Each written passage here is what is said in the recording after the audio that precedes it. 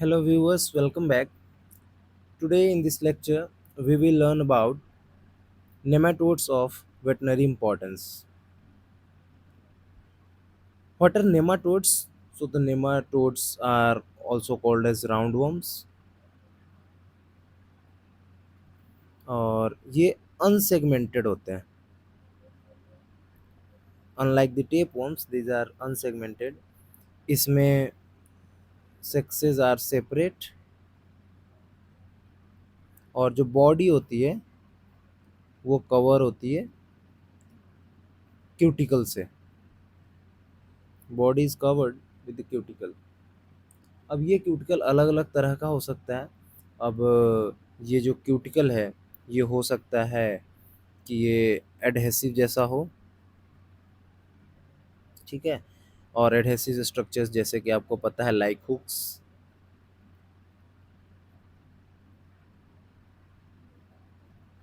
जैसा हो सकता है. इसके अलावा इसकी इस क्यूटिकल की थिकनिंग हो सकती है. और इसके अलावा जो क्यूटिकल है ये फॉर्म कर सकता है सेफेलिक कॉलर. एग्जाम्पल में बात करें जिनमें हुक्स होगा. ठीक है. तो बहुत सारे ऐसे हैं जिनमें हुक्स प्रेजेंट हैं तो ये बहुत कॉमन है. किसी किसी में ये जो क्यूटिकल है इसकी थिकनिंग हो जाती है जैसे कि गोंगाइलोनीमा.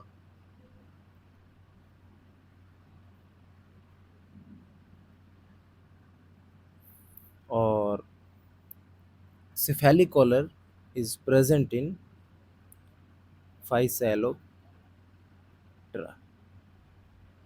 ये याद रखना है. Physaloptera. Okay. In many species, बहुत सारे स्पीसीज में क्या हो रहा है कि एक लेटरल फ्लैटन.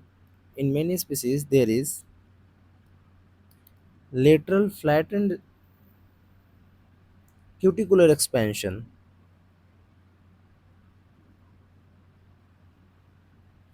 और इसी को कहते हैं एलए. और ये जो एलए होता है ना ये कहाँ पे प्रेजेंट होता है, ये होता है सर्वाइकल रीजन में. मीन्स ये cuticular expansion in cervical region और इसी को हम बोलते हैं एलए. अब एलए किस किस में प्रेजेंट होता है, तो एलए इज प्रेजेंट इन इसोफेगोस्टोमम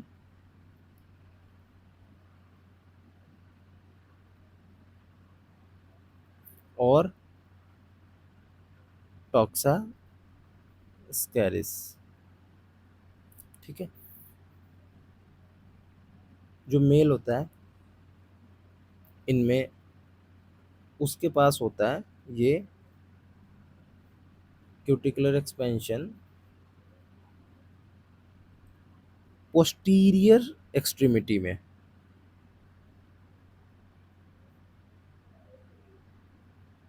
ये याद रखना. डाइजेस्टिव सिस्टम की बात करें तो इनके पास माउथ होता है, लिप्स होता है और लिप्स नहीं भी हो सकता है. मीन्स लिप्स में और मे नॉट बी प्रेजेंट. ठीक है. अगर लिप्स जिसमें भी एब्सेंट होगा उसमें सेकेंडरी स्ट्रक्चर्स कुछ प्रेजेंट होंगे जैसे कि एग्जाम्पल है स्ट्रोंगलाइडी.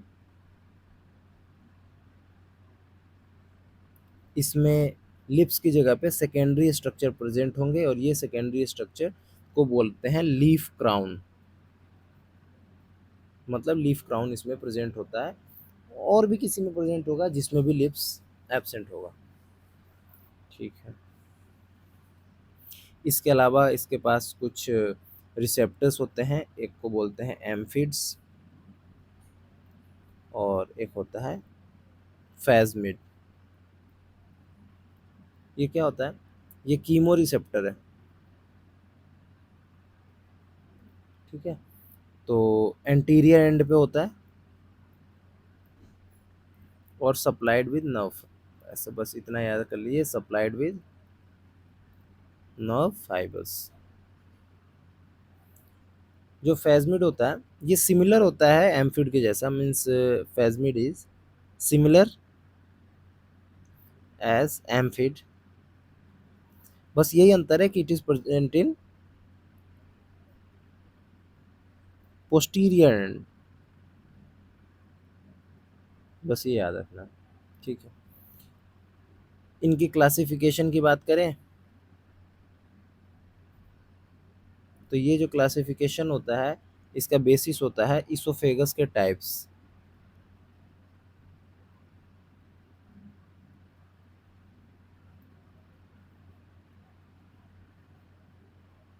अब कुछ इसोफेगस की बात कर लेते हैं। तो इसोफेगस हैविंग पोस्टीरियर बल्ब, जो कि प्रेजेंट होता है हेट्रैकिस में।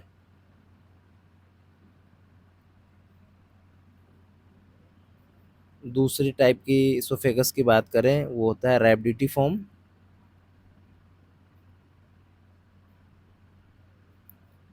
ये होता है ऑक्सीयूरिस इक्वाई, मतलब ऑक्सीयूरिस में होता है। अगले की बात करें क्लब शेप्ड या स्ट्रोंगाइली फॉर्म, नाम से पता चल रहा होगा कि ये किस में होता है, स्ट्रोंगाइलिड नेमाटोड्स में। Another one is filariform oesophagus, और ये होता है किसमें, फाइलेरियल वर्म में। ये होता क्या है, फाइलेरिफॉर्म इसोफेगस होता है एकदम यूनिफॉर्मली सिलिंड्रिकल, है ना।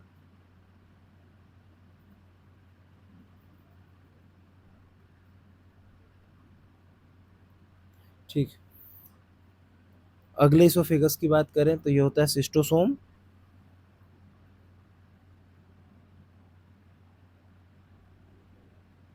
इसोफेगस, या इसी का दूसरा नाम है ट्राइक्यूरिट।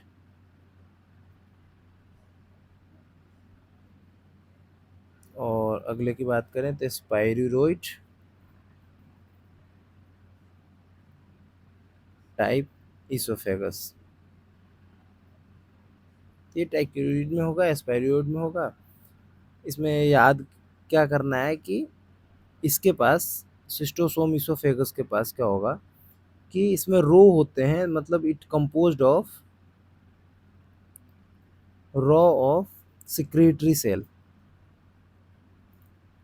और जो स्पाइरोइड टाइप के इसोफेगस होता है इसके दो पोर्शन होते हैं, एक एंटीरियर होगा जो कि मस्कुलर होगा, और जो पोस्टीरियर होगा ये क्या होगा, ग्लैंडुलर होगा।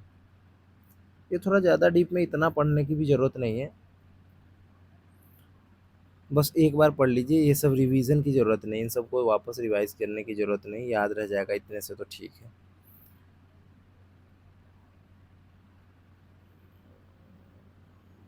ऊपर ऊपर से ये चीज़ें याद होनी चाहिए बस। मेल रिप्रोडक्टिव सिस्टम की बात करें तो, या रिप्रोडक्टिव सिस्टम की बात करें तो ये यूनिसेक्सुअल होते हैं, मतलब, और इनमें सिंगल टेस्टिस होता है, वास्ट डिफरेंस सेमिनल वेसाइकल, है ना, किसी किसी में होता है, और मस्कुलर इजैकुलेटरी डक्ट, और ये सब ओपन होता है क्लोएका में। मोस्ट ऑफ द केसेस एक या दो स्पाइक्यूल्स प्रेजेंट होते हैं। इसमें बात कर लें तो सिंगल स्पेक्यूल किस किस में होगा, तो ये याद रखना जरूरी है, ये होता है ऑक्सीयूरिस और होता है ट्राइक्यूरिस, इनमें सिंगल स्पेक्यूल होता है। टाइप की बात कर लें स्पाइक्यूल की, तो एक गम्बू टाइप का स्पिक्यूल है, ये होता है, इम्पोर्टेंट है ना, ये दोनों इम्पोर्टेंट है। गम्बू टाइप का स्पाइक्यूल है, ये डिक्टियोकॉलस में होता है, डिक्टियोकोलस से कोई ना कोई क्वेश्चन जरूर आता है हर साल। ये पिछले 2 साल से देख रहा हूँ, डिक्टियोकोलस एग्जाम में नहीं आया, ऐसा इंपॉर्टेंट ही नहीं है, तो जो भी डिक्टियोकोलस की इंफॉर्मेशन है वो आप याद रखें। दूसरे हैं बार्ब्ड टाइप, स्पिक्यूल, तो ये हिमोंकस में होता है। जो भी बार्बर जैसा कुछ भी नाम आएगा तो हिमोंकस ऐसे टिक कर दीजिए, है ना। ठीक।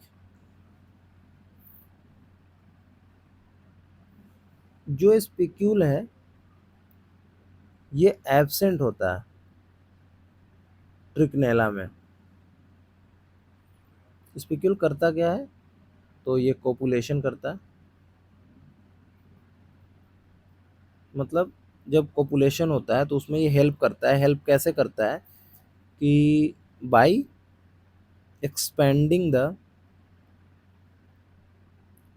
वजाइना, इसको एक्सपेंड करता है, फाइनली कॉपुलेशन में हेल्प करता है।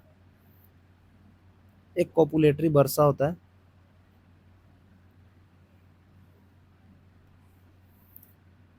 ये सिचुएटेड जस्ट बिलो दिस पेक्यूल।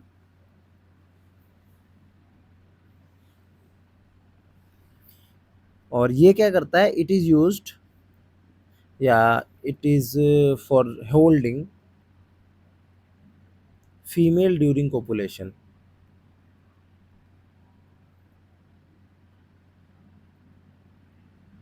ये याद रखना है।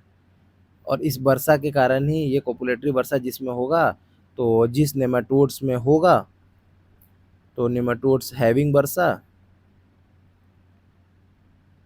उसको बोलते हैं बरसेट, और जिनमें ये नहीं होगा, ये एब्सेंट होगा, उसको बोलते हैं नॉन बरसेट। ये कहीं ना कहीं आपने सुना होगा कि बरसेट निमेटोड है, नॉन बरसेट, तो ये पॉपुलेटरी वर्षा के बेसिस पे की होती है बातें। स्पिक्यूल, स्पिक्यूल के पोर्शन की बात अगर कर लें तो ये गुबर्नाकुलम और टेलामोन। ये देखिए नाम इम्पोर्टेंट है बस, कि ये पता होना चाहिए कि ये कहाँ होता है, या टेलामोन किसका पोर्शन है या क्या है। तो गुबर्नाकुलम अगर if thickening if thickening on dorsal wall of spicular pouch is present, तो ऐसे केस में गुबर्नाकुलम बोलेंगे। और अगर वेंट्रल वॉल की थिकनिंग हो जाए तो टेलामोन कहेंगे। स्पेलिंग देख लीजिए, ठीक है। इंपॉर्टेंट क्या है, मेल्स जो होते हैं, ये पहले से ही पता होगा कि males are shorter than female. Female से मेल जो होंगे वो शॉर्टर होंगे, छोटे होंगे। ये पूरे निमेटोड्स की बात कर रहा हूँ मैं, है ना। तो ये जनरल कैरेक्टरिस्टिक था मेल रिप्रोडक्टिव सिस्टम का। अब अपन बात कर लेते हैं थोड़ा सा फीमेल रिप्रोडक्टिव सिस्टम।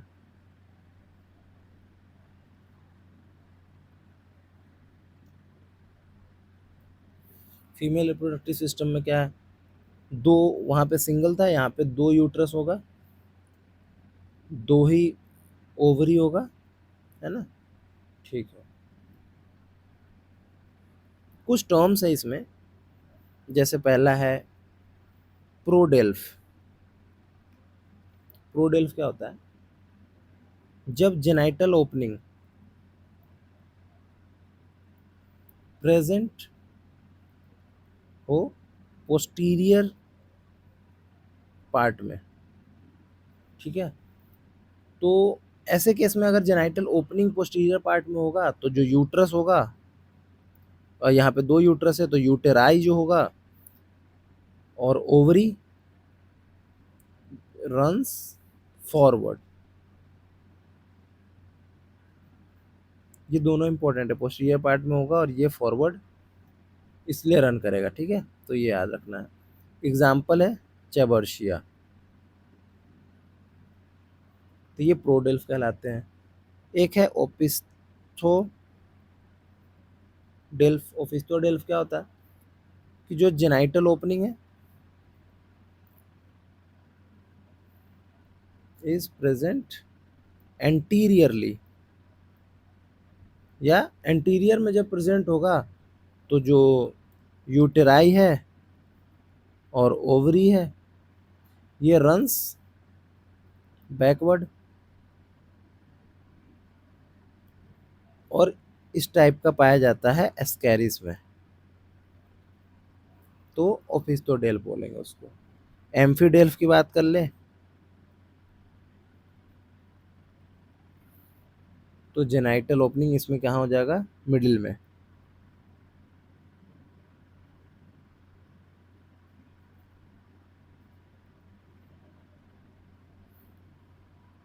यूट्राई,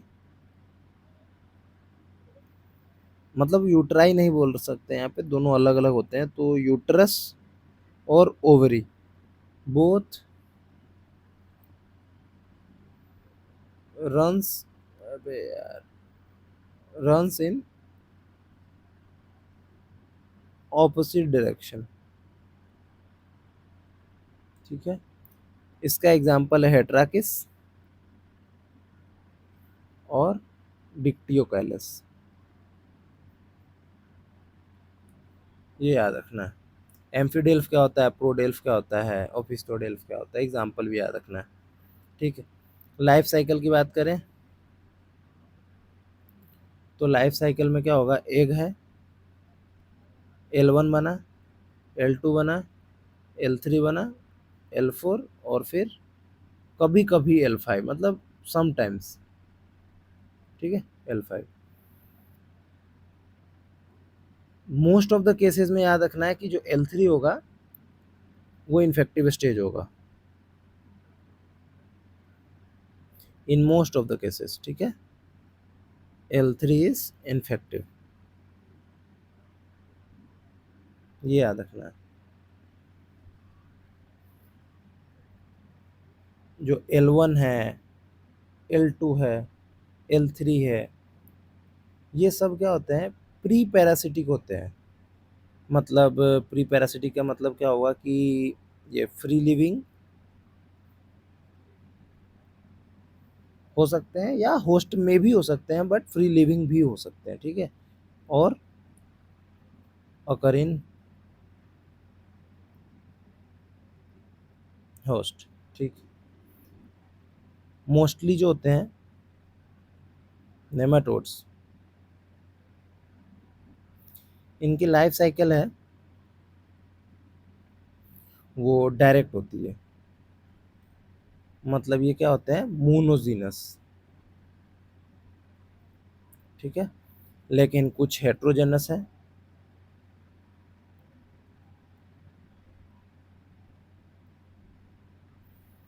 मतलब हेट्रोजेनस बोले तो इनडायरेक्ट लाइफ साइकिल,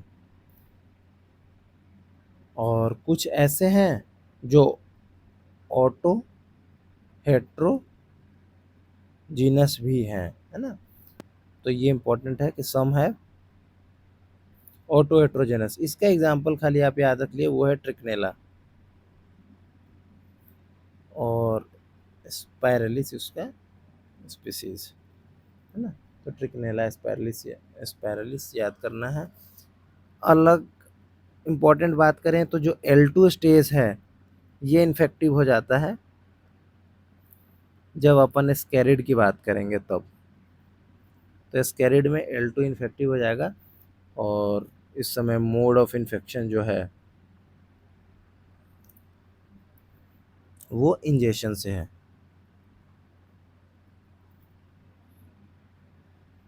ठीक है। L3 वाले की बात करें तो जो L3 में है इसका भी mode of infection mostly injection ही होता है, लेकिन समटाइम्स ये स्किन पेनिट्रेशन भी होता है। जब हम पढ़ेंगे, एग्जाम्पल है इसका हुकवर्म, है ना। हुकवर्म जो है वो स्ट्रॉन्ग गाइलोइड्स का है,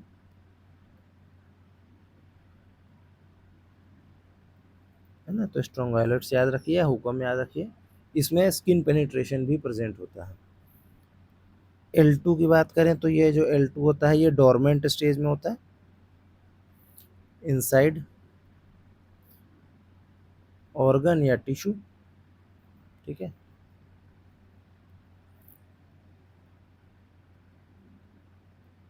टॉक्सोकेरा कैनिस, एनकाइलोस्टोमा, कैनाइनम, इन सब में मोड ऑफ इन्फेक्शन, ये हमने जनरल पैरासिटो जब पढ़ा था ना तब भी मोड ऑफ इन्फेक्शन पढ़ा था, उसी का ये रिवीजन है। ये प्रीनेटल और ट्रांसप्लेसेंटल भी होता है, ठीक है।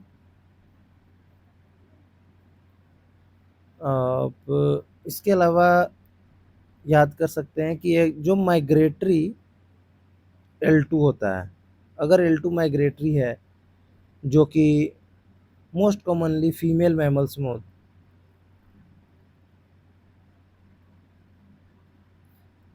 फीमेल्स में क्या होगा, ये टॉक्सोकेरा ये माइग्रेट कर जाता है और फाइनली अडर में चला जाएगा, टीट्स में चला जाएगा, फिर वहाँ से बच्चों में भी चला जाएगा। तो फिर फाइनली तब उस समय ये माइग्रेटरी L2 जब होगा तब जो मोड ऑफ इन्फेक्शन होगा ये ट्रांस मेमरी भी हो जाएगा, है ना।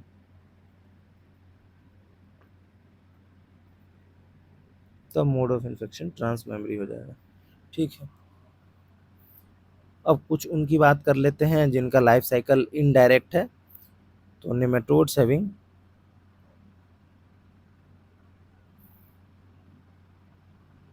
इनडायरेक्ट लाइफ साइकिल,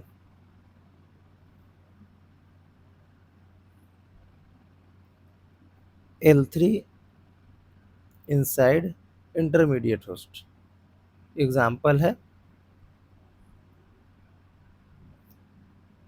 स्पायरोइड, ठीक है। और L3 inside proboscis of blood sucking insect, example है फाइलेरियल वर्म्स।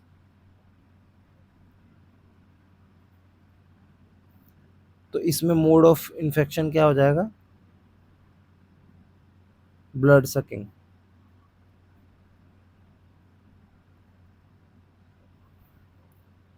ट्राइक्यूरिस के एक की बात करते हैं, थोड़ा सा इंपॉर्टेंट है ये।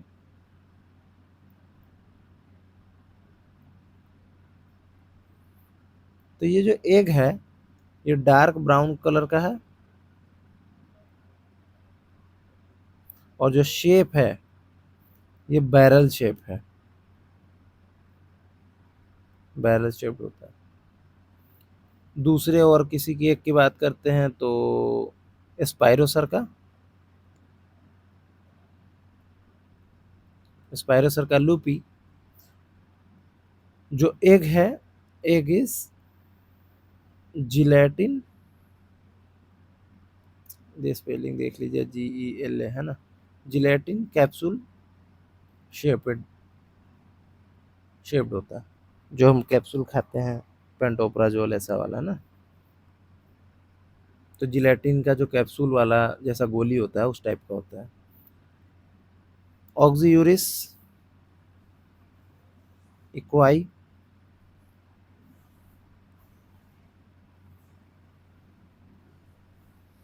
इसके एग में क्या होगा कि ओपरकुलम प्रेजेंट होता है और वो भी वन पोल पे, means operculum is present on one pole of egg, ये याद रखना है। अब हम इंडिविजुअली हर फैमिली को पढ़ेंगे, जो जो सिर्फ इम्पोर्टेंट पॉइंट होगा बस वही वही बात करेंगे। अगर ये वीडियो सही लग रहा है तो आप लोग इसका रिव्यू कर दें, एटलीस्ट लाइक तो कर ही सकते हैं, है ना। बाकी और भी कोई डाउट है या कुछ हेल्प चाहिए तो आप बता सकते हैं कमेंट सेक्शन में। अभी ये क्लास रेगुलरली होगा और बहुत रैपिड होगा, हम इसको 10 दिन के अंदर सोच रहे हैं कि most of the portion cover हो जाए।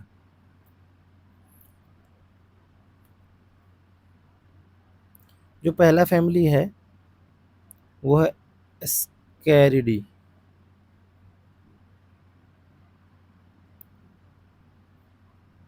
इसमें है स्कैरिस और है पैरास्कैरिस, टॉक्सोकैरा और है टॉक्सास्कैरिस।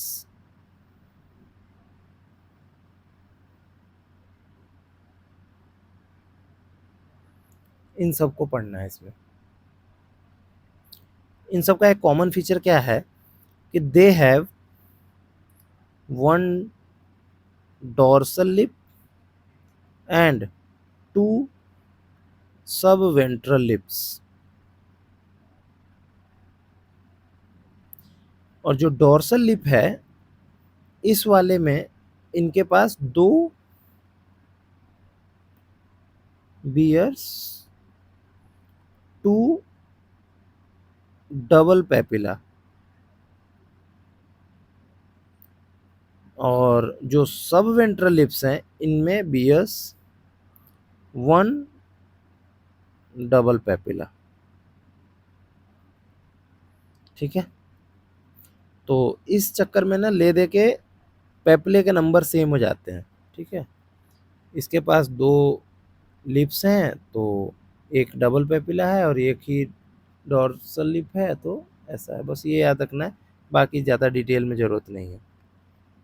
एक एक अलग अलग जीनस की बात करें, पहला जीनस है स्कैरिस, बहुत इंपॉर्टेंट है। स्पीसीज स्कैरिस स्वम, इसको बोलते हैं large intestinal worm of swine.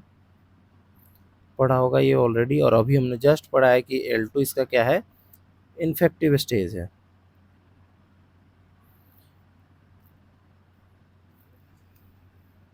जो इसमें इम्पोर्टेंट है वो ये है कि it has tracheal route of migration. ये याद रखना है, ट्रैकियल रूट ऑफ माइग्रेशन है।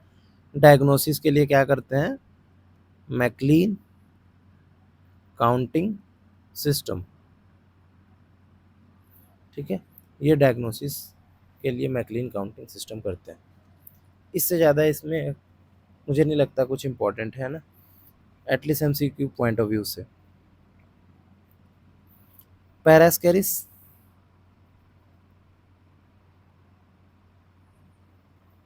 स्पीसीज है पैरास्केरिस इक्वोरम।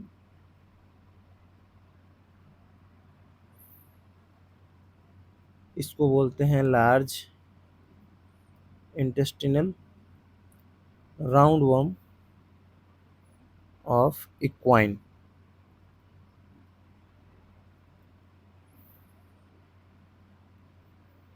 इसका जो एग है, इट्स एग हैज सब globular thick pitted albuminous layer. ये एक ही सेंटेंस है, इतना बड़ा सब globular thick pitted albuminous layer. ऐसा कुछ याद आएगा तो क्वेश्चन आएगा, समझ जाना है कि पैरास्केरिस इक्वोरम की बात हो रही है। अब ये डिजीज क्या करता है, ये हॉर्सेस में बेलिंग अप करता है। It causes balling up in horses, जहाँ इसको बोल सकते हैं कि जो फूल है, फूल पॉट बेलिड कंडीशन, कि फूल में अगर कोई पॉट बेलिड कर देता है तो वो पैरास्केरिस। Next is टॉक्सोकैरा। टॉक्सोकैरा में एक स्पीसीज है टॉक्सोकैरा कैटाई, जो कि कैट को इन्फेक्ट कर रहा है। टॉक्सोकैरा कैनिस है, ये डॉग। और टॉक्सोकैरा विटुलोरम है, ये कैटल बफलो, इनको इन्फेक्ट करता है। थोड़ा सा टॉक्सोकैरा इंपॉर्टेंट है, इसको थोड़ा सा ज़्यादा पढ़ लेते हैं। जो टॉक्सोकैरा कैटाई है इसमें याद रखना है, बहुत इंपॉर्टेंट लाइन बता रहा हूँ मैं, ये आता आता है क्वेश्चन कि इसमें जो प्री नेटल ट्रांसमिशन है एब्सेंट होता है, नहीं होता है इसमें, है ना। ये इंपॉर्टेंट लाइन है। क्या दिखेगा? तो पॉट बेलिड कंडीशन दिखेगा, इनकैट कैरेक्टरिस्टिक है, स्मॉल इंटेस्टाइन को अफेक्ट करता है। टॉक्सो कह रहा है वाइटुलोरम, ये भी स्मॉल इंटेस्टाइन में होता है और मेनली अफेक्ट न्यूबॉर्न्स। क्या दिखेगा हमें इसमें? तो mud coloured faeces and foul smell. Mud coloured faeces important है। अगर ड्रग ऑफ चॉइस की बात करें तो ड्रग ऑफ चॉइस पैरेंटल, 6 से लेके 15 mg पर केजी, ठीक है। अब इसके ट्रांसमिशन पे थोड़ा सा क्वेश्चन आता है कि जो टॉक्सो कह रहा है, टॉक्सो कह रहा है इसके 3 टाइप के ट्रांसमिशन है।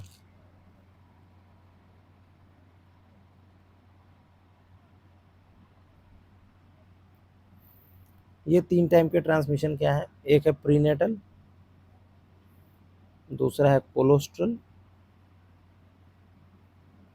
और तीसरा है डायरेक्ट। तीनों को मैं थोड़ा सा बताता हूँ कि जो प्रीनेटल होता है बर्थ से पहले, ये कैसे होगा? तो ये है ट्रांस यूट्राइन या एंड कर लीजिए, एंड ट्रांस प्लेसेंटल, ठीक है। जो कोलेस्ट्रॉल है इसी को बोलते हैं लैक्टोजेनिक ट्रांसमिशन। डायरेक्ट कैसे होता है? तो ये होता है पैराटिनिक होस्ट के थ्रू।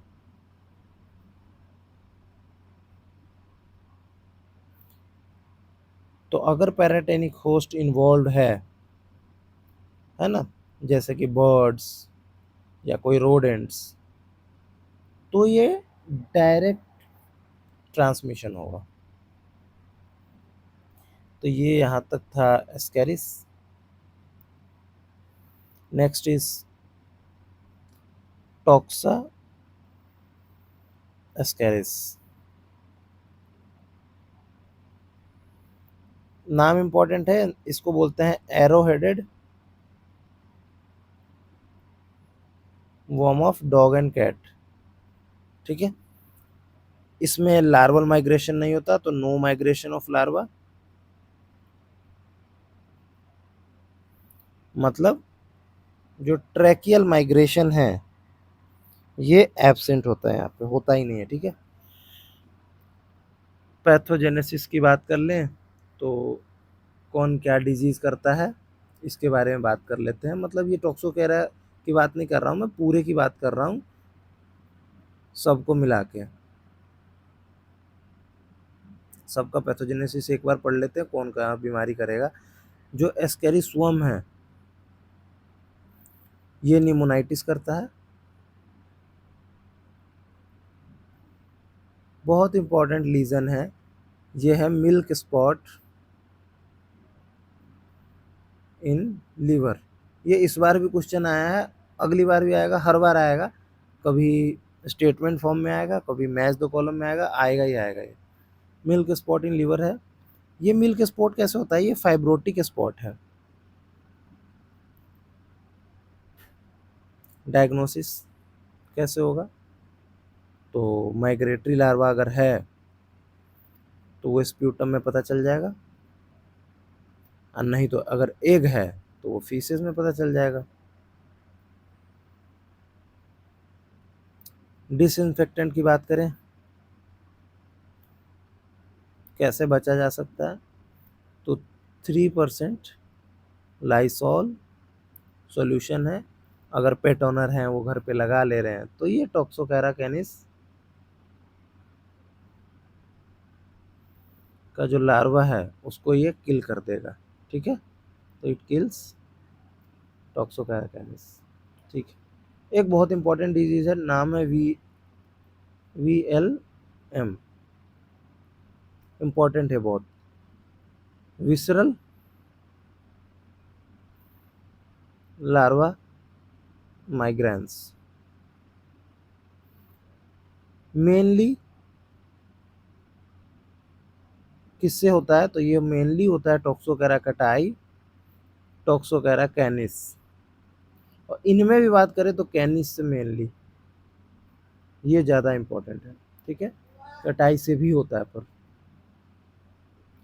देखिए विसरल लार्वा माइग्रेंस नॉर्मल बीमारी नहीं है। प्रॉब्लम कब होगी कि जब ये लार्वा है इसको कोई एबनॉर्मल होस्ट खा ले। एबनॉर्मल होस्ट जब किसी को खा लेता है ना, तो इस टाइप के पैरासाइट को बोलते हैं एबरेंट, जो कि हमने फर्स्ट लेक्चर में पढ़ा होगा, आप रिकॉल कर सकते हैं। जनरल पैरासिटो लेक्चर 1 में देखिए, तो एबरेंट पैरासाइट बोलते हैं सबको, ठीक है। तो जब कोई एबनॉर्मल होस्ट इसको खा लेगा तब क्या हो जाएगा, उसी होस्ट के अंदर ये हैच कर जाएगा।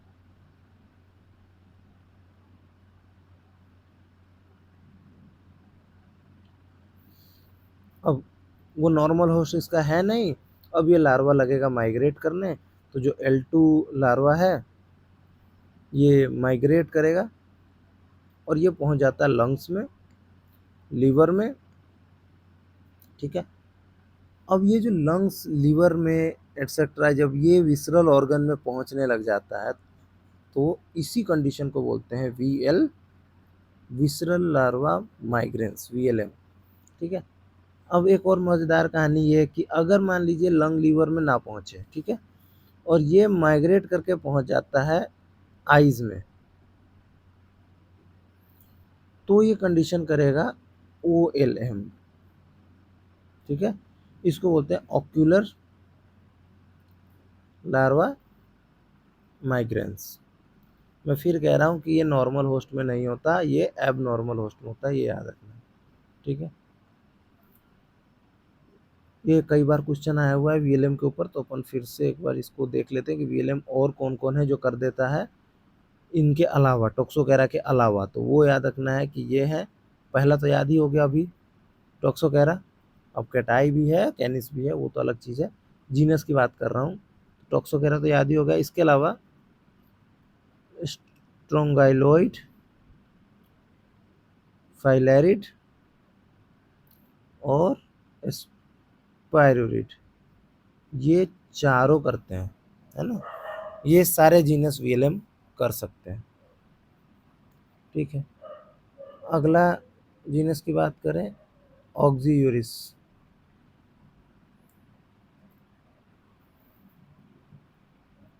स्पीसीज है ऑक्सीयूरिस इक्वाई, इसको बोलते हैं पिनवॉर्म ऑफ इक्वाइंस।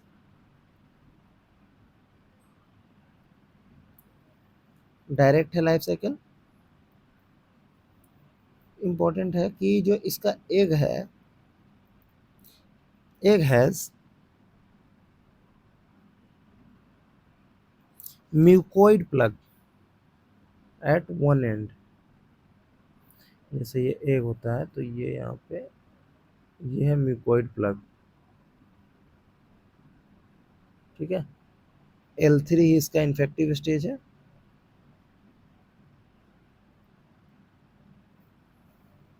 और जो इम्पोर्टेंट है कि ये करता क्या है, तो ये करता है एनल प्रोराइटिस। अब एनल प्रोराइटिस इतना करेगा, जब ये निकलेगा तो एनल प्रोराइटिस करेगा। अब इस कंडीशन में क्या होगा कि जो घोड़ा होगा ये अपना टेल को बार बार मूव करेगा, और जो टेल होगा वो दिखने लगेगा रेड टेल्ड अपीयरेंस। वो टेल से रब करते करते सारा उसका बाल झड़ जाएगा, और जैसे चूहे की पूंछ होती है वैसा हो जाएगा रेड टेल, ठीक है। इसी में ऑक्सीयोरिस में एक दूसरा स्पीसीज भी है, इसको भी देख लीजिए। या फिर ये तो इक्वाई की बात कर लिया अपन ने कि ये पिनवर्म ऑफ इक्वाइंस है, एक ह्यूमन का है, वो है एंटेरोबायस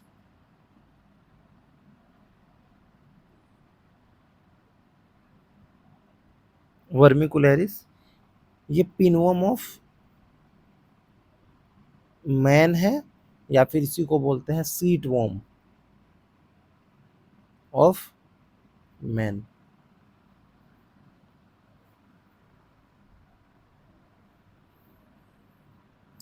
अगला है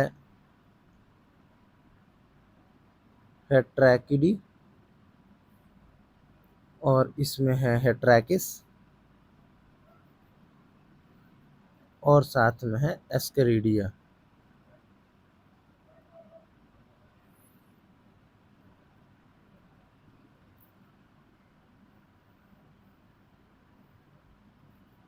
हेट्रैकिस की बात करते हैं। स्पीसीज है हेट्रैकिस गैलिनेरम। कहाँ प्रेजेंट होता है? तो present in caecum foul and Turkey. जो फाउल है और टर्की है, दोनों के सीकम में प्रेजेंट होगा। करता क्या है? पेटेकियल हेमरेज,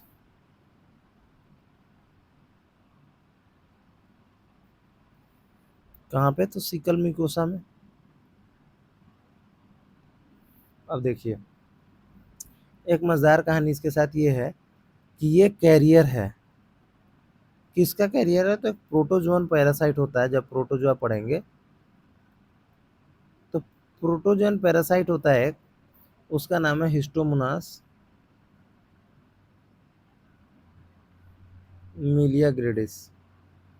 ये याद रखना ही रखना है, बहुत इंपॉर्टेंट है, ये आना ही आना है क्वेश्चन। इस साल भी आया था, 23 में भी आया था, फिर आएगा। ये हिस्टोमोनास मिलिया ग्रेडिस क्या करता है? तो एक डिजीज करता है, black head disease in Turkey. ठीक है, इसी को बोलते हैं एंटेरो हेपेटाइटिस। मतलब ब्लैक हेड डिजीज बोल दें या एंटेरो हेपेटाइटिस बोल दें, ये डिजीज करता है कौन? ये प्रोटोजोआ हिस्टोमोनास मिलिया ग्रेडिस। पर ये प्रोटोजोआ रहता कहाँ है? तो ये प्रोटोजोआ रहता है, जो हमने अभी जस्ट पढ़ा है ट्रैकिस गैलिनारम, इसके एक के साथ इसका एसोसिएशन है, और ये डिजीज प्रेजेंट होता है फाउल में भी।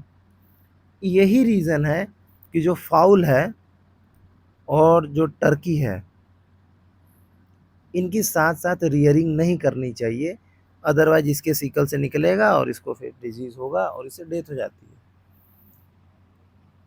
तो ये जो जस्टिफिकेशन वाले जो क्वेश्चंस होते हैं या असर्शन रीजन, तो वहाँ पे ये काम आ सकता है। पूछेगा कि बताओ फाउल और टर्की को साथ में नहीं रखना चाहिए, और रीज़न ये होगा कि जो हेट्रैकिस गैलिनेरम है, इसके एक के साथ एसोसिएशन है या एक कैरियर है स्टोमोनास मिलिया ग्रेडिस का। तो ये बिल्कुल सही जवाब हो जाएगा। ठीक, अब इसके बाद अगला है एस्केरिडिया।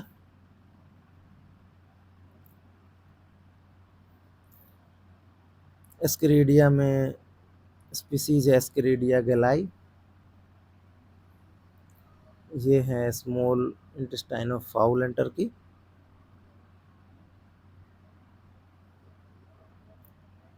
इसमें इम्पोर्टेंट बहुत ज़्यादा ये कि अभी इसमें पैराटिनिक होस्ट आएगा एक, है ना।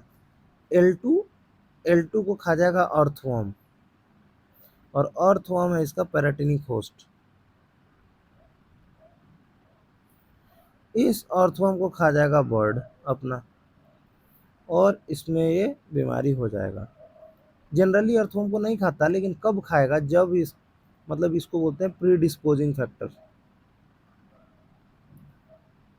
प्रीडिस्पोजिंग फैक्टर मतलब जब ये फैक्टर प्रेजेंट होते हैं तो ये डिजीज होने के चांसेस बढ़ जाते हैं। तो डेफिशिएंसी जब होगी विटामिन ए की, बी की और B12 की, ये इम्पोर्टेंट है, तभी ये अर्थवर्म को खाएगा और फिर ये बीमारी होगा। ठीक है, इसके अलावा एक और है इसमें बट इम्पोर्टेंट नहीं है, वो है सब स्यूबुलुरा, SUBULURA, ब्रम्पटी, इसको बोलते हैं पिनवर्म ऑफ फाउल।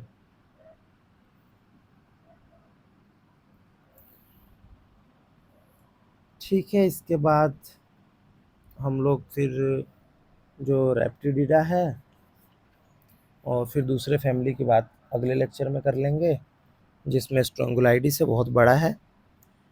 तो इस लेक्चर को यहाँ तक रहने देते हैं। उम्मीद कर रहा हूँ कि वीडियो लेक्चर्स अच्छे लग रहे हैं, तो प्लीज़ आप जो वीडियो का लिंक है ना, इसको अपने स्टोरी वगैरह पे शेयर कर दें, ताकि इस चैनल का एटलीस्ट रीच थोड़ा बढ़ जाए। मैं जनरली कहता नहीं हूँ शेयर करने के लिए, पर रिव्यू बहुत ही कम लोग हैं जो सीरियस एस्पिरेंट हैं, तो मैं चाह रहा हूँ कि थोड़े से और नंबर बढ़ जाएँ तो उससे मोटिवेशन और बेटर हो जाएगी। तो जो एक्टिव वीडियो लेक्चर्स देख रहे हैं वो अपने स्टोरी वगैरह पे इंस्टाग्राम या व्हाट्सएप पे शेयर कर दें, और या अपने ग्रुप्स में भी शेयर कर सकते हैं, जिससे ज़्यादा से ज़्यादा लोग हमारे साथ जुड़ सकें। ठीक है, thank you, all the best.